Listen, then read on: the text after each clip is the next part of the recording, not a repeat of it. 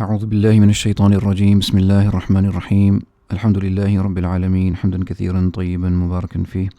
اللهم صل على محمد وعلى آل محمد كما صليت على إبراهيم وعلى آل إبراهيم إنك حميد مجيد. اللهم بارك على محمد وعلى آل محمد كما باركت على إبراهيم وعلى آل إبراهيم إنك حميد مجيد. أما بعد. المعقد الثامن: لزوم التأني في طلبه وترك العجلة. The eighth principle, the eighth foundation in the search of knowledge, in acquisition of knowledge, is لزوم التأني. التأني is patience, and لزوم is the adherence of التأني, so being steadfast, clinging on to patience, being patient. So adherence of patience in the pursuit of knowledge. وَتَرْكُ الْعَجَلَةِ, and the avoidance of haste. So avoiding haste. So adhering to patience in the pursuit of knowledge and avoiding haste. Allahu Akbar. This is a huge bab. This is a big, subhanallah, cornerstone problem for most of the students of knowledge. People want to attain everything in one go. They want to be born today and be doctors the next day. They want to be wishful thinkers. And being hasty with anything is from the shaitan, right? But especially with the knowledge, when it comes to seeking knowledge, the knowledge of the wahi, the Quran and Sunnah, which is heavy as it is on the soul because of its sins and filth that it needs to be cleansed first. Subhanallah. The talib al-ilm, he needs to, or she needs to, they need to be patient, and they should avoid being hasty. Of course, everyone, their pace is going to be determined by their natural ability, but everyone follows this linear path essentially. They have to start from point A. They can't jump to point X, for example, right from point A. But it's not this. This is going to be a cause of great many problems for him. Even if he succeeds, let's say, in memorizing or acquiring a few factual information, and for the onlooker who observes him, he may think, well, look, this guy is such a knowledgeable person. He has learned so much, he has memorized so much, just because of someone's natural ability, let's say. The internalization of the knowledge, the contextualization of the knowledge, understanding where something fits, where something is applicable, the true fahm, the understanding, the fiqh of knowledge is lacking. So what happens is the person ends up misguiding himself and others. So even if it doesn't concern you how fast you learn, it will concern others. So you have to be very, very careful. And the Shaykh over here in this lesson, he brings us these pointers. It's a very important principle that everyone should keep in mind, that never be hasty. Never be hasty with anything, especially the ilm of Quran and Sunnah. يقول إن تحصيل العلم لا يكون جملة واحدة. Verily, the acquisition of knowledge, it can never be, or it is not, in one sitting, one go. جملة واحدة, a jumla is to one in go. جملة واحدة, in one go, all together. إن تحصيل العلم لا يكون جملة واحدة. The acquisition of knowledge cannot be in one go. It can't be all taken in all at once. It can't. Impossible. إذا القلب يضعف عن ذلك, because the heart, not the mind, pay attention over here, that the heart will become weak in face of that. The heart will surrender. طيب. Or the heart will not absorb what it should be absorbing, leading to the mentioned corruption later, or the misguidance for himself and the others. وَإِنَّ لِلْعِلْمِ فِيهِ ثِقَلٍ. For indeed, this knowledge, there is in there is heaviness. It's thiqal. There's a heaviness. كَثِقَلِ الْحَجَرِ, like the heaviness of a stone, فِي يَدِ حَامِلِهِ, in the hand of the one holding it. The knowledge is heavy. It is surely heavy on the heart. Try and give yourself a plan to memorize the Quran in 3 months, like I did, right? See what that does to you, right? See what that does to you. you will not be able to, lift your head the next morning. Some days will be fine, and some days will be, and at the end of that time, you will regret as to why you took yourself through so much pain, and at the end of it, the Quran is not even that strong. What was the point of memorizing that fast? Sure, in my case, it was some dhuruf, some conditions in the family and whatnot that forced me to think haphazardly. But now I regret that decision. I shouldn't have taken, I should have taken my time, Like I recommend for all the students, just be slow, 3 to 5 lines a day, 5 lines half a page a day. Don't go beyond that. It's inshallah, because the Quran is heavy. It's going to weigh you down, and it's not going to be attained with that ease, subhanallah, or in that amount of time. قال تعالى, Allah Azza wa Jal said, إِنَّا سَنُلْقِي عَلَيْكَ قَوْلًا ثَقِيلًا. Indeed, we will cast upon you, we will reveal upon you, cast upon you a heavy speech, subhanallah. أي القرآن, يعني the Quran. وإذا كان هذا وصف القرآن الميسر, and if this is the description of the Quran which is easy, as Allah says, كما قال تعالى, وَلَقَدْ يَسَّرْنَا الْقُرْآنَ لِلذِّكْرِ فَهَلْ مِن مُدَّكِرٍ. For indeed we have eased the Quran for remembrance. For is there someone who will remember? فَهَلْ مِن مُدَّكِرٍ. If this is the description of the Quran, if this is the case with the Quran is a heavy word. فَمَا الظَّنُّ بِغَيْرِهِ مِنَ الْعُلُومِ. What's the assumption? What's the thought with the rest of the ulum which are not even Quran, and they don't even have this guarantee of ease that the Quran has been guaranteed with? طيب. Now of course the Quran with its thiql is unmatched. Nothing, and this thiql is to do with the meanings of the Quran. So even on the Prophet ﷺ, he would say, شَيَّبَتْنِي هود وأخواتها, right? The surahs of Hud and its sisters have made me old because of how much, the depth there is in the surahs, subhanallah, and the meanings and the events that are being described, and so on and so forth. طيب. So the Quran is heavy because of its many other dimensions, not just that it's easier to read and easier to memorize. It is definitely easier to memorize. It's definitely easier to read, inshallah, compared to other things which are boring, which don't have that flow, the rhythm that the Quran is blessed with, subhanallah. It's the speech of Allah Azza wa Jal, and you find peace in it. So it's easier to remember. But is it easier to retain it, to internalize it, to absorb it in your heart? No, it's not. That is the tawfiq of Allah Azza wa Jal. It's a heavy word, and it will not give you, its true taste until you truly break yourself. You crush your egos, you crush your sins, and many other things that you need to let go. Other sciences are easier in terms of acquisition, and because they are written in the speech of men, and they're written, straight and plain, and you understand, you get the facts and you practice them, and it's easier. The Quran is multidimensional. It has so many things. It's a bahr. It's لا ساحل له. It's a Quran. The Quran is an ocean that has no end to it. Subhanallah. So the comparison is different in terms of, but the point is that if the Quran has been made easy for you to memorize and learn, then what about the rest of the ulum which don't have the guarantee? The Quran is difficult for other reasons, right? But in terms of its learning, its memorization and whatnot, subhanallah, what do you think about the rest of the ulum? The rest of the ulum are mustafad from the Quran and the Sunnah. They're taken from the Quran and Sunnah. They're a collection of, and fiqh is a collection of understanding. So it's a difficult study. It's a very deep study, just like the ulum al-hadith, just like ulum al-Quran, right? And so on and so forth. وقد وقع تنزيل القرآن رعاية لهذا الأمر منجما مفرقا.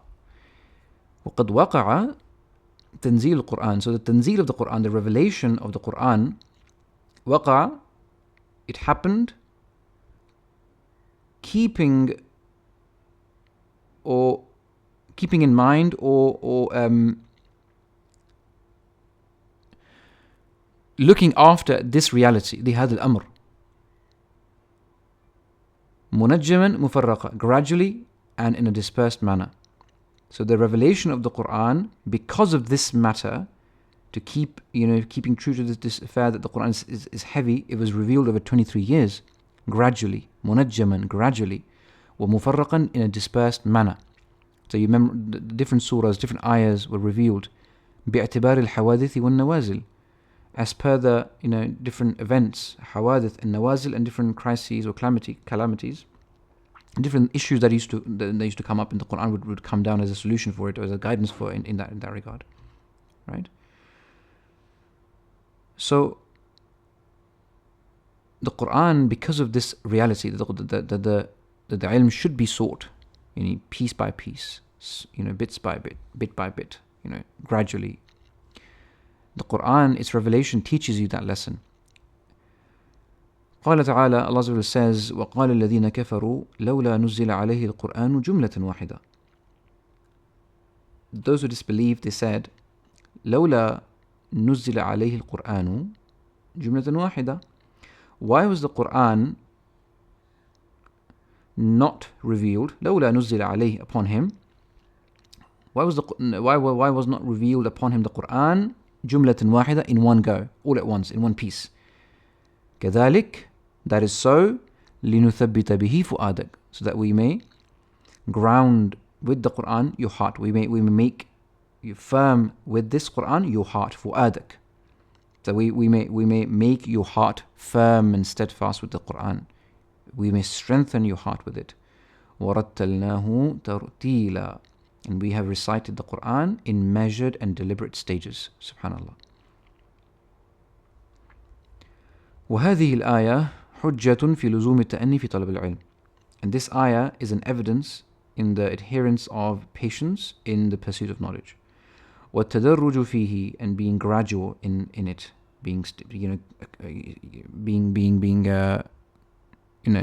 acquiring this ilm in stages. تدرج is to go stage by stage, level by level.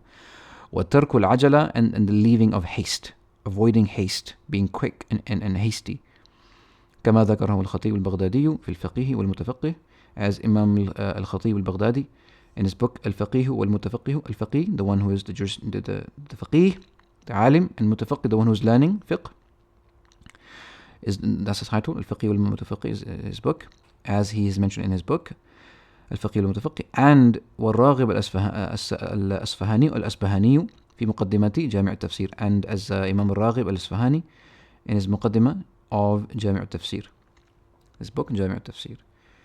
This principle has been mentioned again and again and again by the ulama, but no one wants to listen, no one wants to pay attention, no one wants to learn in the way the ulama have mentioned. They want to, go and do a degree, 4 years, 4 years mashallah, you're a bachelor's in a science or in a few subjects, right? Or you go to a master's, 2 years, mashallah, or just 1 year, master's in 1 year, right? This is the huge flaw of the Western academia. It does not work. It's purely research oriented.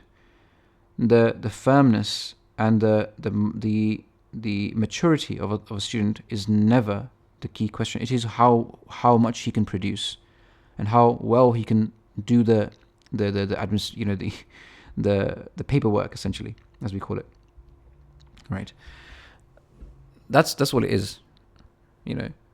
If that was if academia and talab al-ilm was all about just writing and pumping out literature, ulama, especially like I could find myself, pumping out literature every few months. I've done it for others. I've done it for myself in the past. It's the easiest thing on the planet. You just collect information, you read and read and read, collect information, put it together, a bit of analysis, even if the analysis is not mature, because 6 months or a year or 2 years are not enough time. It's not enough time. The only thing it teaches you is how to essentially gather literature, put it together, make a statement out of it, and prove it, and then take it to a viva and stand your ground. That's it, nothing else, subhanAllah. There's no maturity. How does this affect your lives, your spiritual life, your family, your ibadah, your connection with Allah Azza wa Jal? There's so many dimensions to education, what ilm is, which the universities can never give you. So tadarruj, being taking the levels, taking the path. Don't be hasty, and going at your natural pace. don't be these university degrees and these school systems. They assume that everyone is the same, or at least they are, And what proves them wrong is themselves. In the classrooms, that how the teachers, they make groups. Or these are the A students, these are the B students, these are C students, or these are the the star students, or these are the the backbenchers and whatnot, whatever the case may be. The education system, it understands where it's flawed, but it would never fix it. It would never make it a bit more individualized and self-paced for the students, right? That students study at their natural, according to their natural ability, according to their natural pace, under the guidance of a teacher, inshallah. Someone who's murabbi, someone who wants the best for their akhirah and the dunya, of course, but akhirah for first and foremost, right? And they take them through the stages gradually, step by step, and the student acquires, ulum, alongside the needed maturity in those ulum, in the sciences. Subhanallah. So he develops as a faqih, as a murabbi for others. He becomes someone who can do tarbiyah of others. How many people who graduate from universities can claim that they are murabbi for others? They can guide others in their spiritual matters as well as dunyavi matters, and guide them through different, things according to the Quran and Sunnah. Leave the kuffar. How many of the Muslims can do that? ومن شعر ابن النحاس الحلبي قوله رحمه الله. From the poetry of Ibn al-Nahas al-Halabi, he says, قوله, his statement: اليوم شيء وغدا مثله من نخب العلم التي تلتقط يحصل المرء بها حكمة وإنما السيل اجتماع النقط واجتماع النقط وإنما السيل اجتماع النقط. اليوم شيء, today a thing, وغدا مثله, and tomorrow just like that, a thing, just a small thing, just one thing. من نخب العلم التي تلتقط, from the pearls of knowledge, from the select pieces of knowledge. التي تلتقط, which are gathered gradually. التي تلتقط, gradually gathered. يحصل المرء بها حكمة. The man, he will attain with it, بها, with this path, حكمة, حكمة, true wisdom, true maturity, true understanding and internalization, contextualization of knowledge. وإنما السيل اجتماع النقط. And verily the flood, the sail, the flood, right, the overflowing of ilm, it comes with ijtima' al-nuqat. It's only, it's okay, the saying is, indeed a flood is a gathering of drops. Innama as-saylu ijtima' al-nuqat.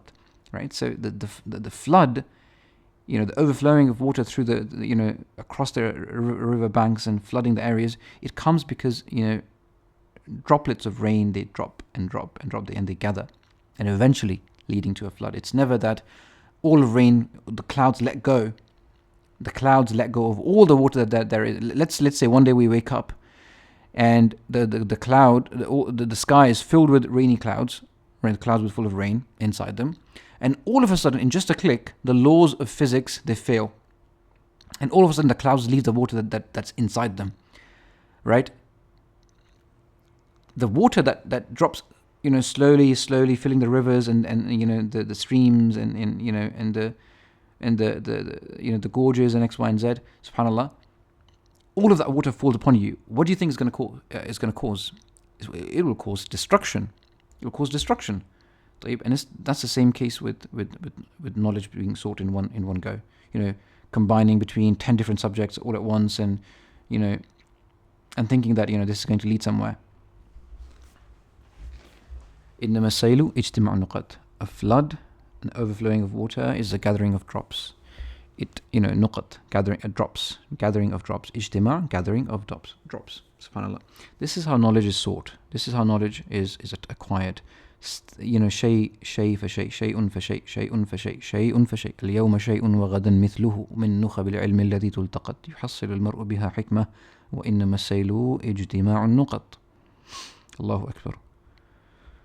ومقتضى لزوم التأني وتدرج. And what's the end result of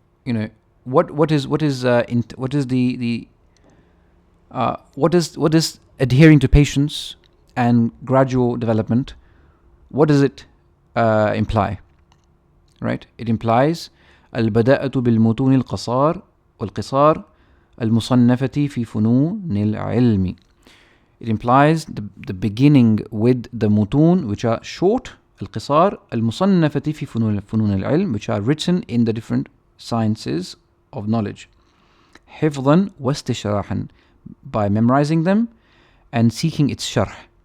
Okay, learning its sharh, learning its commentary. One small matan, right, which is relied upon by the ulama, as the Shaykh has mentioned previously in one of the previous chapters, that you rely on one matan in every single field and you memorize it and you learn its sharh well, you internalize its meaning well.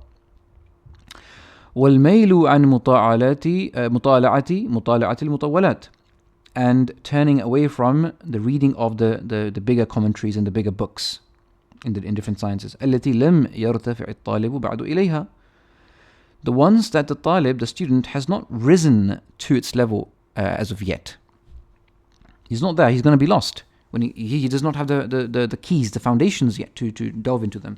Some mutawalat are different, like the reading of history, reading of seerah, reading the Quran and its basic, tafsir like Ibn Kathir, for example, reading books like the books of hadith, for example. These are different in a sense that they're just the words of the Quran, words of the hadith, but of course you're not going to understand some technical things that Ibn Kathir will mention, for example. But things like history, things like seerah, and reading just books of hadith, you will not understand the technical things being said in the books of hadith, for example. هذا حسن غريب, and you will not understand that. But you can read through the books of hadith of the Prophet ﷺ for the barakah, and inshallah, and taking the lessons from it for your life. That is different. That is tazkiyah, right? That is needed. You have to do that anyway. You have to read the seerah of the Prophet ﷺ. You have to read the history of the Muslims, Islam, and so on and so forth. You have to read the Quran, right, and understand its meanings as much as possible. And the hadith, those are mutun in themselves, right? They are mutun in themselves. Right? They are texts that should be studied on the first level to begin with, in their respective field by themselves. The Quran is the Quran, and you study it by memorizing it, but then studying its tajweed, then studying its, for example, tafsir, its meaning, its mufradat, and then the ma'ani, tafsir, for example, and so on and so forth. And the hadith likewise. The later parts and development in all these sciences, the ulum and the fiqh, that comes from the hadith, that comes from the Quran, all of that will come later anyway, once you've studied the different mutun. طيب? But as far as everything else is concerned, in terms of aqidah and fiqh and nahu and balagha and everything that is concerned with beneficial knowledge, you have to start with one small comprehensive matan in it and memorize it well, understand it well, internalize it, inshallah. And then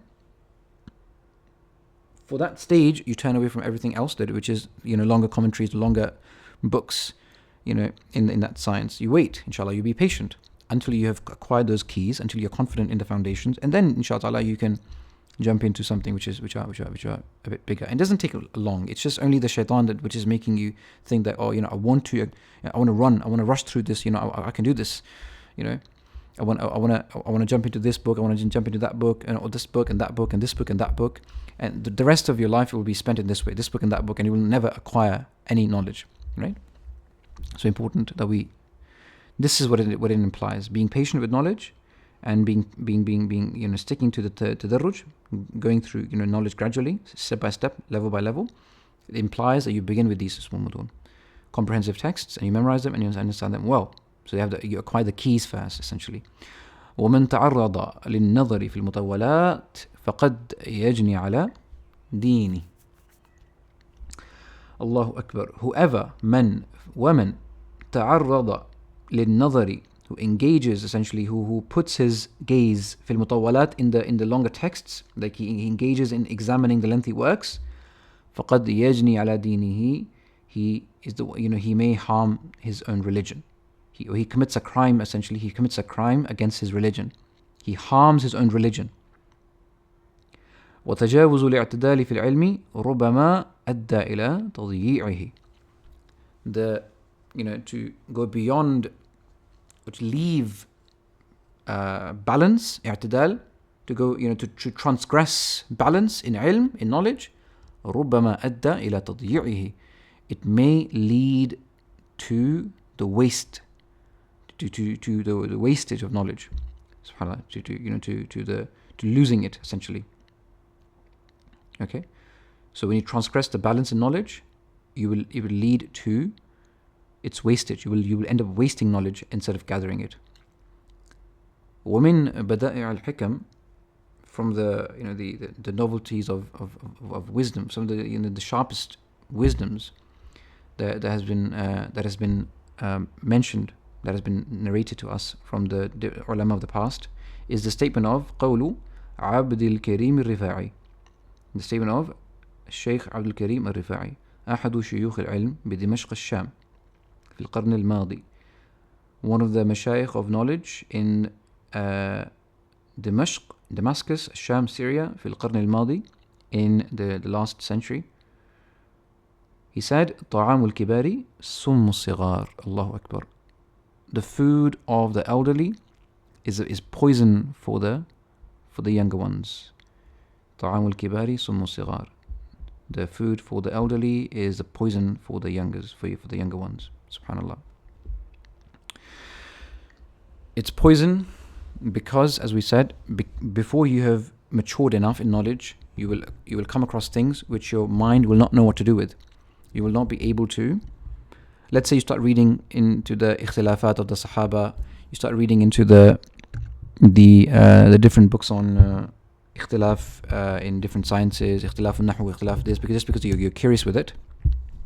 What will end up happening is your mind will not know how to take that khilaf, how to understand that distinction, that disagreement between the ulama, right? And the shaitan will have a better share in that, in your mind.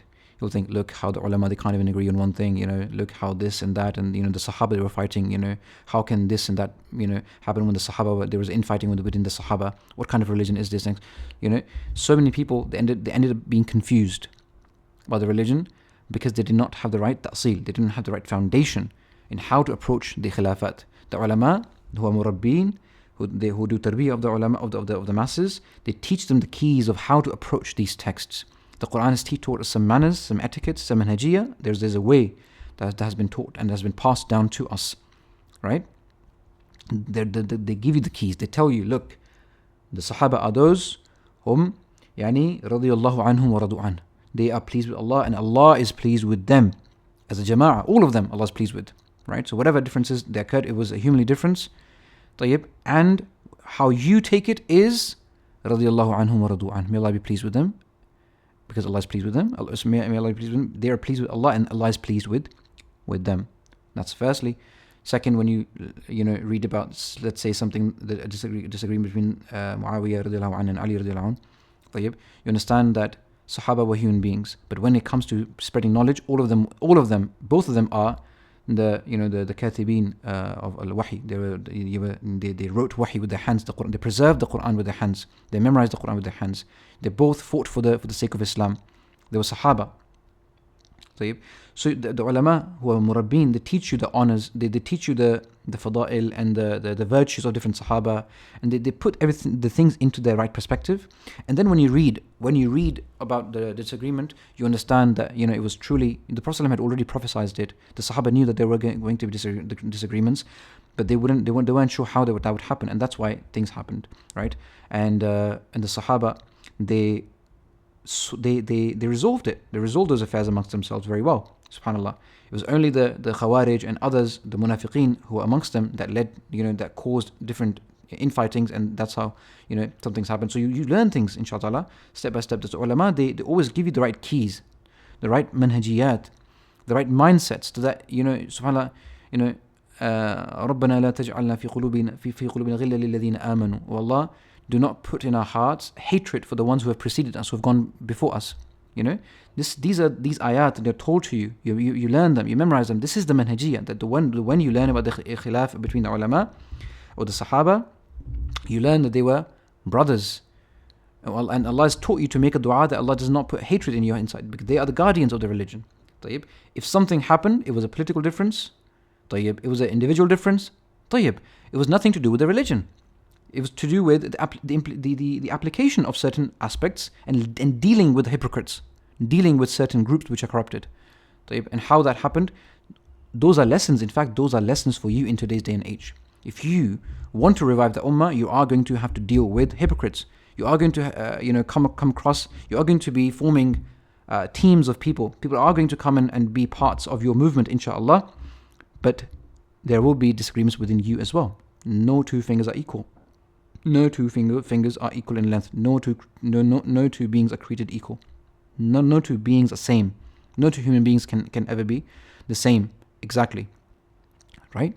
Other than those of whom Allah has gathered their hearts together, like Abu Bakr with the Prophet, Umar with the Prophet, Abu Bakr and Umar together, and Abu Bakr and Umar they were different in nature to each other. Abu Bakr was softer, Umar was mashallah, he was tough, طيب, and so on and so forth. طيب. So the ulama, they teach you this path. So the ta'amul kibar is sumu sigar. Someone who is 50 years old, 60 years old, and he has not studied knowledge, he is from the sigar. If you think that I'm older and I can jump into bigger books and start reading the books of khilaf and so on and so forth, he's going to be misguided, and he's going to misguide others. So the kibar are those who are kibar in knowledge. The kibar of ilm could only very well be 20 years old, 25, 30 years old. But he spent those 10, 15 years in knowledge, going through the tadarruj, has the keys, has the tarbiyah from the ulama, right? This is the person that you seek knowledge with, and this is when he's from the kibar, and for him, when he reads the texts, inshallah, he will have the right perspective to approach them. But when someone who's from the sigar in ilm, doesn't matter the age is irrelevant here. If someone from the sigar approaches the same knowledge, trying to be hasty and trying to get to the answers quick, finding the answers because they want to find answers very, very quick. They're like, I need the answer right now. It doesn't concern me. I haven't cried reading the Quran for the past 5 years. It doesn't concern me that I cry or my heart is softened enough or not. I just want to know the answer to this debate. A'udhu billah. And this is a huge dilemma that we find, the shabab, the youth in, that they want to find answers quick, curious, just out of curiosity. They want to satiate their curiosity. They have no concern in what state the heart is, and so on and so forth. In any case, inshallah, we ask Allah for afiyah. We ask Allah for, Ya Allahumma thabbit qulubana ala dinik. Ya muthabbit al-qulub, thabbit qalbi, thabbit qulubana ala dinik. Ya muqallib al-qulub, thabbit qulubana ala dinik. Ya musarrif al-qulub, sarrif qulubana ila ta'atik. We make this dua to Allah Azza wa Jal, and we ask Allah Azza wa Jal to give us husn al-khatimah. Allah give us the best of endings in our lives, so that we meet Him in a hala kawnihi radin anna, in a state where Allah is pleased with us, inshallah. Allahumma ameen. And with this, inshallah, we end this chapter. Barakallahu feekum. Assalamu alaikum wa rahmatullahi wa barakatuh.